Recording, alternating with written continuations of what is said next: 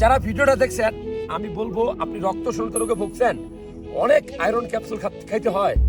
মনে রাখবেন ধনী গরিব সবাই আমরা খেতে পারি এবং পছন্দের খাবার। সেই খাবারটি কি জানেন? কচু শাক।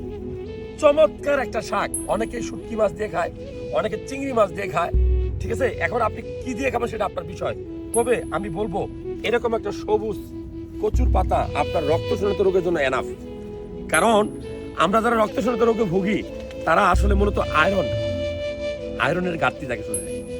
এই কচু শাকে এত পরিমাণ ভিটামিন সি, এত পরিমাণ আয়রন থাকে, এত পরিমাণ ভিটামিন এ থাকে, আপনি চিন্তাও করতে পারবেন না।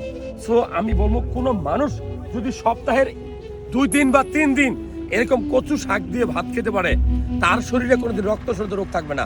আর ভিটামিন সি সেটা তো আমাদের শরীরে খুব জরুরি দরকার। ভিটামিন সি কিন্তু জমা থাকে না, মনে রাখবেন খাবার থেকে গ্রহণ করতে হয়। 3-4টা ভিটামিন সি সমৃদ্ধ খাবারের কথা বলি। অন্যতম কচু শাক, 1 নম্বর কচু শাক, 2 নম্বর কাঁচামরিচ, 3 নম্বর লেবু। এই 3টা খাবার যদি নিয়মিত কেউ প্রত্যেক দিন কোনো না কোনো খান আপনি, আপনার শরীরে ভিটামিন সি ঘাটতি থাকবে না। আচ্ছা ভিটামিন সিটা কি? এটি একটা অ্যান্টিঅক্সিডেন্ট। এটা যদি শরীরে না থাকে তাহলে মনে রাখবেন আপনার রোগ প্রতিরোধ ক্ষমতা কমে যাবে। ভিটামিন সি প্রত্যেক দিন খাবার থেকে গ্রহণ করতে হয়। এই যে সবুজ পেঁপে দেখতেছেন, পেঁপেতে প্রচুর ভিটামিন সি পাওয়া যায়।